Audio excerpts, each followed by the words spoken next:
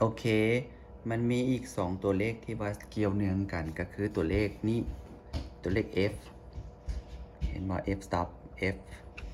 เห็นเด้อ f ปรับยังไงตัวเลข f นี่เห็นป่ะ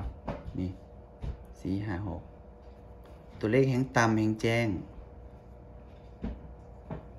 ตัวเลขแห่งสูงแห่งมืดถ้าอยากจะทายดอกไม้ไฟอันนั้นบังไฟก็เปิดขึ้นจังซี่แห่งกว้างแห่งดีแห่งเคินว่าแห่งตัวเลขน้อยแห่งดีกล้องนั้นอาจจะได้ประมาณ 2.8 หรือว่า4บ่ฮู้กันแต่ว่าแห่งต่ำแห่งดีแล้วอีกตัวเลขนึงเป็นตัวเลข ISO อยู่ฟ้าขวบมือทั้งลุมนี่บ่แม่นตัวนี้เลขแห่งสูงแห่งแจ้งเห็นบ่แห่งสูงแห่งแจ้งแต่ว่าแห่งสูงมันแห่งมีเม็ดมันสิมีเม็ดน้อยๆเป็นคือเม็ดทรายเพราะว่ามันเป็นธรรมชาติของมันคันเปิดหลายแห่งแจ้งแห่งสูงแห่งมีเม็ดหลายเขาเอิ้น noise มันจะมีเม็ด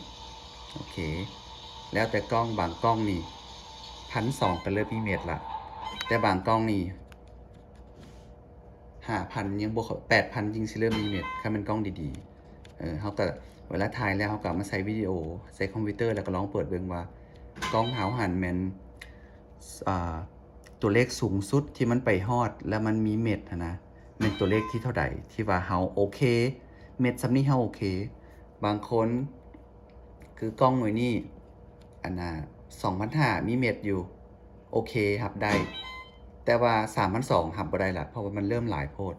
นะเฮาก็สิจื่อว่ากล้องเฮาเป็นแบบซี่เฮาชื่อไว้โอเคและสำหรับถ่ายดอกไม้ไฟเฮาก็เฮ็ดให้ตัวเลข f ให้มันต่ำลงแม่นบ่ให้ต่ำเท่าใดแห่งดีตัวเลขน้อยเท่าใดแห่งดีและ ISO สูงเท่าใดแห่งดีแต่บ่สูงหลายเกินกว่าที่มันจะมีเม็ดแล้วต่อมาแมนอธิบายเรื่องของตัวเลขนี้เป็นตัวเลขที่สำคัญเรื่องของ1/60นี่1/60นี่แมนยกตัวอย่างเด้อ1/60แยกเป็นอีกวิดีโอนึงซะจังหน่อยมันสิยาวโพด